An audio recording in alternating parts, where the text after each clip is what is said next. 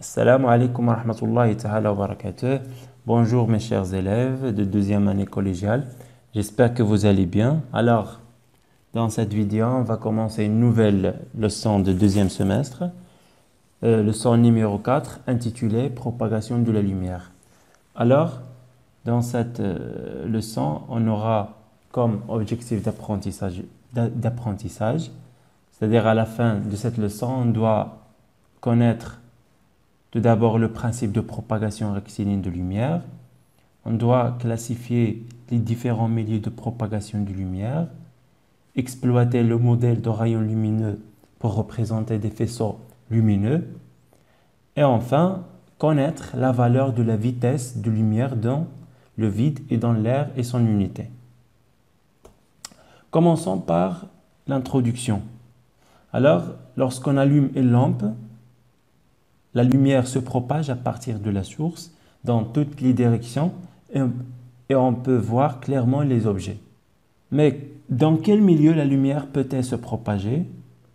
Et à partir d'une lampe jusqu'à nos yeux, la lumière, lorsqu'elle se propage dans un milieu transparent, quel est son chemin? Quel est son trajet? Comment elle se propage dans un milieu homogène et transparent?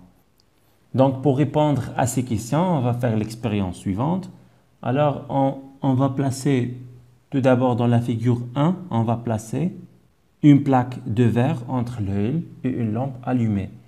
Dans la figure 2, en ajoutant un papier calque derrière la plaque de verre. Enfin, on va mettre entre l'œil et la lampe, on va mettre une plaque de carton. Donc, qu'est-ce qu'on observe dans ces trois cas? Par exemple, dans la figure 1, qu'est-ce qu'on observe?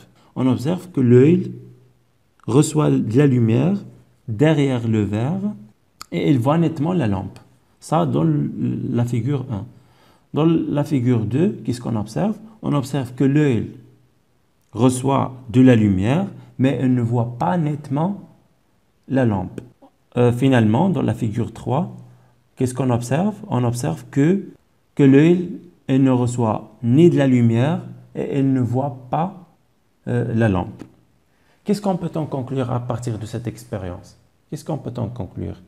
On peut conclure que la lumière, elle peut se propager à travers trois milieux. Le premier milieu, c'est un milieu qui est transparent. Le deuxième milieu, c'est un milieu translucide. Et le troisième milieu, c'est un milieu qui est opaque.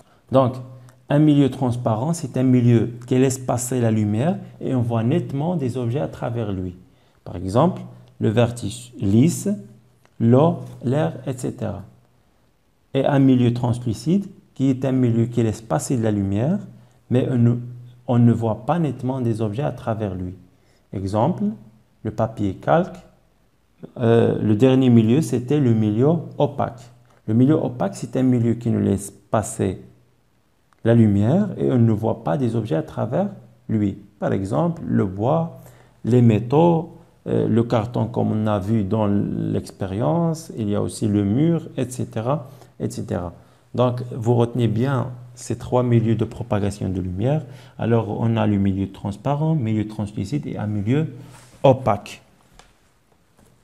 Passons maintenant à la propagation de la lumière, c'est-à-dire comment la lumière se propage à travers d'une source primaire vers nos yeux ou bien vers un autre objet qui sera éclairé par la source primaire. Par exemple, comme vous voyez dans ce figure-là, à partir du soleil, qui est une source primaire, comment la lumière se propage? Comment elle arrive à la Terre?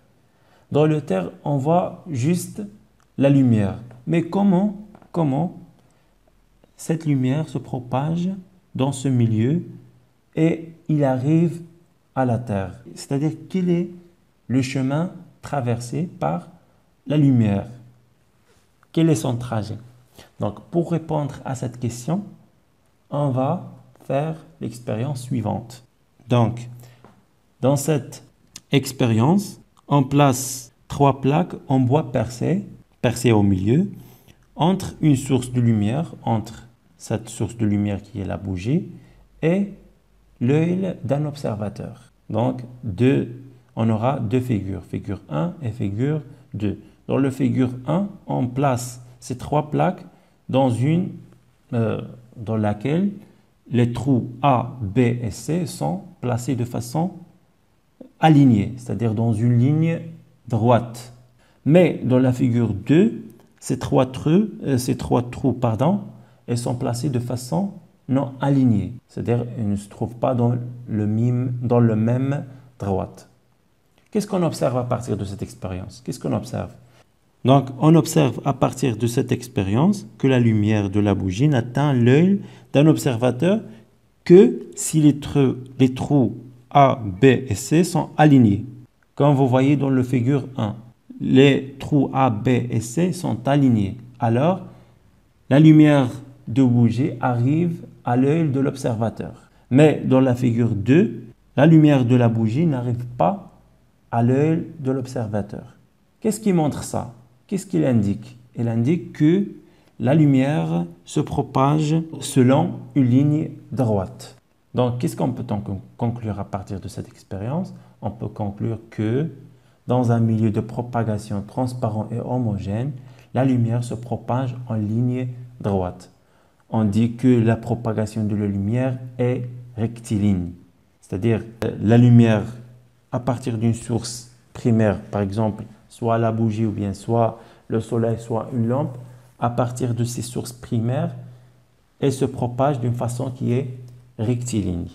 Donc retenez bien ce principe de propagation de lumière parce qu'elle explique comment la lumière se propage à partir d'une source primaire vers toutes les directions. Passons maintenant à la vitesse de propagation de la lumière. Donc, la lumière se propage dans un milieu transparent avec une vitesse très grande. On la note C. Son unité, kilomètres par seconde. C'est-à-dire, la lumière, lorsqu'elle se propage d'une source primaire vers la Terre ou bien vers nos yeux, sa vitesse de propagation, on la note C, elle est égale 300 000 km par seconde, soit 3 fois 10 à la puissance 8 mètres par seconde. Qu'est-ce que ça veut dire ça? Cela signifie que la lumière parcourt une distance de 3000 km, c'est-à-dire 300 millions de mètres en une seule seconde. C'est une très grande vitesse. Donc nous avons vu que la lumière se propage d'une façon rectiligne, c'est-à-dire selon une ligne droite. Mais comment on représente cette ligne droite? On la représente de façon suivante. C'est-à-dire on représente un rayon de lumière par un trait fléché qui schématise le trajet et le sens de propagation de la lumière. Donc le sens de la flèche est celui de la propagation de la lumière de la source vers l'œil par exemple. Donc on le représente de la façon suivante, par un trait fléché qui indique le sens et le trajet de la propagation de la lumière. Si on a un très grand nombre de rayons de lumière, cela représente ce qu'on appelle un faisceau de lumière. Un faisceau de lumière, c'est un ensemble de rayons que l'on représente en traçant les deux rayons extrêmes. Il peut être convergent, divergent ou cylindrique. Cylindrique, c'est-à-dire parallèle. Qu'est-ce que ça veut dire ça? C'est-à-dire à partir de la source, la lumière se propage d'une façon qui est rectiligne, c'est-à-dire elle représente des lignes qui sont droites. Donc, un grand nombre de ces lignes ou bien de ces droites, elle va représenter ce qu'on appelle un faisceau de lumière. Voilà un faisceau de lumière. Pour représenter un faisceau de lumière, on représente juste les rayons extrêmes de lumière. Et bien sûr, ce faisceau peut être convergent, divergent ou bien cylindrique. Comme il est indiqué dans ce tableau suivante, un faisceau convergent, si on a tous les rayons, ils sont rassemblés dans un même point. Par contre, un faisceau divergent, à partir de la source, il diverge en toutes les directions. Et un faisceau parallèle, ce sont des lignes qui sont parallèles. Et voilà, je te remercie de ton attention et n'oublie pas de faire un résumé de cette leçon sur ton cahier. Et bon travail. Et on se verra à la prochaine vidéo.